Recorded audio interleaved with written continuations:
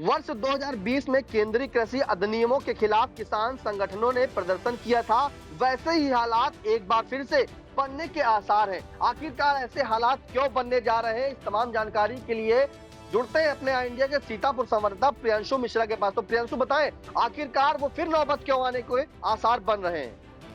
जी निशांत, आपको बता दें कि वर्ष 2020 में केंद्रीय कृषि अधिनियमों के खिलाफ किसान संगठनों ने विरोध प्रदर्शन किया था। कुछ वैसे ही हालात एक बार फिर से दिल्ली में बन सकते हैं, और ये अगर हालात ये बने तो दिल्ली सहित आपको बता दें कि पूरे देश उससे प्रभावित होता है, क्योंकि कई ऐसे मार्ग हैं जहां से मतलब डेली जो यूज की वस्तुएं हैं वो सप्लाई होती हैं, दवाएं सप्लाई होती हैं और अन्य जरूरी सामान सप्लाई होता है। लेकिन हालांकि आपको बता दें कि जब किसानों ने ये आंदोलन किया था तो उसको वापस भी सरकार ने ले लिया था। लेकिन अब कुछ वैसे ही हालात बन रहे हैं कि पंजाब और हरियाणा के जो किसान संगठन हैं उन्होंने आगामी 13 फरवरी 2024 से दिल्ली मार्च का आह्वान किया है। और अगर ये यहाँ पे पूरे देश से अगर किसान आए तो इस आंदोलन में प्रमुख राजमार्गों और जो अन्य मुख्य मार्गों के माध्यम से देश के विभिन्न हिस्सों से दिल्ली के लिए तमाम संगठनों का सामूहिक आंदोलन शामिल होगा निशांत। और ये नौबत इसलिए आई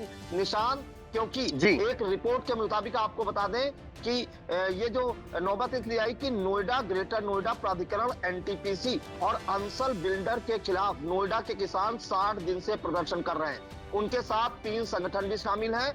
एनटीपीसी में तालाबंदी हो चुकी है, हालांकि अभी तक किसानों की सहमति नहीं बन पाई है। वह इसलिए कि नोएडा और ग्रेटर नोएडा में जो सरकार जो प्राधिकरण द्वारा भूमि अधिग्रहित की गई है किसानों की, उसके बदले में किसान बड़ा मुआवजा मांग रहे हैं, बढ़ा हुआ मुआवजा मांग रहे हैं। जो मुआवजा उन्हें मिल रहा है उससे बढ़ाकर मुआवजा मांग रहे हैं, और एक नया भूखंड की भी मांग कर रहे हैं जिस पर सहमति नहीं बन पाई है।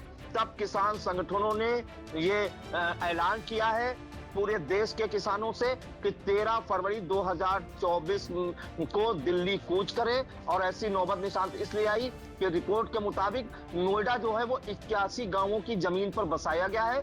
1997 से 2014 के बीच जमीनें अधिग्रहित हुई। इस दौरान 16 गांव के किसानों को मुआवजा और 5% विकसित प्लाट भी दिए गए। लेकिन जो अन्य किसान हैं वो हाईकोर्ट चले गए, उन्हें मुआवजा और विकसित प्लाट देने की प्रक्रिया को चुनौती दी। जिन शर्तों पर जमीनों का अधिग्रहण हुआ था, किसानों ने यह दावा किया है कि जो शर्तें जो है वो दावा किया था उन्हें, और जो शर्तें और सहमति बनी थी प्राधिकरण और किसानों के बीच, उसे प्राधिकरण ने पूरा नहीं किया है। इसी को लेकर किसानों ने बीती 8 मार्च को संसद का घेराव भी करना चाहा था, लेकिन बॉर्डर पर जो पुलिस तैनात होती है उन्होंने किसानों को खदेड़ के पीछे कर दिया था, जिससे वो अपनी मंशा में कामयाब नहीं हो पाए थे किसान। और दिल्ली में धारा 144 भी निशांत लागू की गई थी। और निशांत आपको बता दें कि ये आंदोलनकारियों की अगर जो भीड़ हुई तो उससे परिवहन सेवाओं में बड़े पैमाने पर व्यवधान उत्पन्न होने की संभावना है, क्योंकि पूर्व में जो निरस्त किए गए केंद्रीय कृषि अधिनियमों के खिलाफ 2020 में किसानों ने इसी तरह का विरोध प्रदर्शन किया था, तो भारत के कई हिस्सों में आवश्यक वस्तुओं और दवाओं की कमी हो गई थी।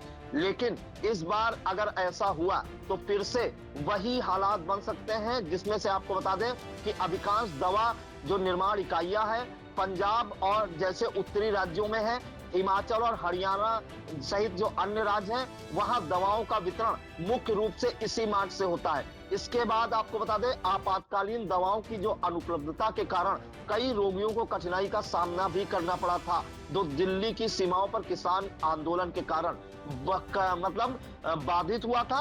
गंभीर बीमारी के इलाज के लिए अन्य राज्यों से रोगियों को दिल्ली ले जाने वाली एम्बुलेंस और वाहनों का प्रवेश भी प्रभावित हुआ था। ऐसे में जो मरीज इलाज कराने दिल्ली जाते हैं उनके सामने जीवन और मरण का संकट पैदा होगा।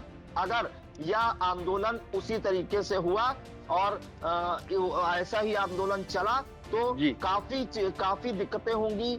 खाद्य सामग्रियों की दिक्कत होगी, दवाओं की दिक्कतें होंगी। इसके अलावा आपको बता दें निशान, सड़क और रेल नाकेबंदी से पेट्रोल, डीजल और आवश्यक वस्तुओं को ले जाने वाले ट्रकों और मालगाड़ियों की आवाजाही में भी बाधा आएगी। इससे आपूर्ति श्रृंखला बाधित होगी, जिससे अत्यधिक जमाखोरी होगी और घबराहट में खरीदारी होगी। तो जो चीज कम पैसे में मिलती थी वो उसके भी कीमतों में उछाल आएगा। इसके अलावा आर्थिक जो गतिविधियां हैं उस पर भी प्रतिकूल प्रभाव बढ़ेगा और जैसा कि हमने आपको बताया कि दैनिक उपयोग की वस्तुओं की कीमतों में बढ़ोतरी होगी। निशांत, एक अहम आपको जानकारी दे दें कि स्थानीय लोगों की जो आवाजाही होती है, विशेषकर राष्ट्रीय राजमार्ग 44 के दोनों ओर स्थित गांव में रहने वाले लोग जो दिल्ली को हरियाणा, पंजाब, हिमाचल प्रदेश और जम्मू कश्मीर के कुछ हिस्सों से जोड़ते हैं, वह पूरी तरह से प्रभावित होंगे, क्योंकि यह मार्ग जम्मू कश्मीर लोगों के लिए जीवन रेखा है और इसी मार्ग से जम्मू कश्मीर के लोगों को आवश्यक वस्तुओं का वितरण होता है। अगर यह किसान आंदोलन हुआ तो आपको बता दें कि महंगाई भी बढ़ेगी, दवाओं पर भी असर पड़ेगा, मरीजों के जीवन और मरण पर भी संकट आएगा, क्योंकि मरीज इलाज कराने के लिए बड़ी संख्या में उत्तर भारत से आपको बता दें दिल्ली के लिए जाते हैं, या यूं कहें कि पूरे देश से दिल्ली के लिए इलाज कराने जाते हैं। तो अगर इस बार अगर आंदोलन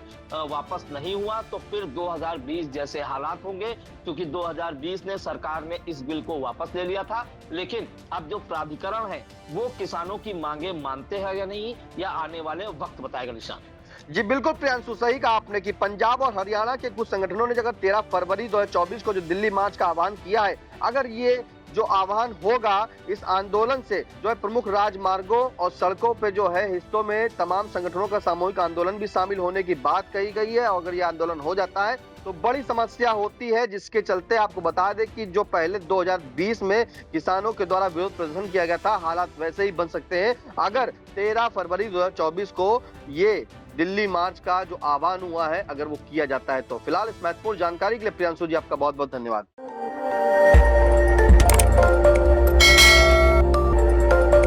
खबर आपकी, नजर हमारी।